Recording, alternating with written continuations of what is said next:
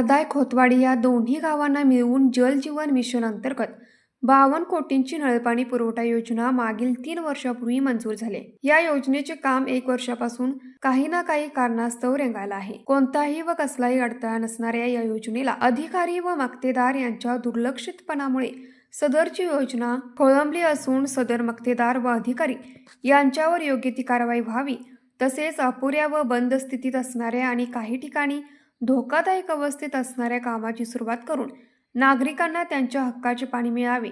गेली 6 ते 8 महिने झाले संबंधित विभागाकडे व लोकप्रतिनिधी, मुख्यमंत्री, उपमुख्यमंत्री, कलेक्टर, प्रांताधिकारी यांच्याकडे अनेक तक्रारी व विनंती अर्ज केले, परंतु या विषयाबद्दल कोणताही ठोस उपाय किंवा कोणतीही कारवाई झाली नाही। यामुळे 31 जुलै रोजी तारदाय ग्रामपंचायत समोर बेमुदत उपोषण करणार असल्याचे निवेदन माजी ग्रामपंचायत सदस्य विनोद कोराणे यांनी जिल्हाधिकारी कोल्हापूर यांना दिले आहे। न्यूज मराठी 24 कोल्हापूर।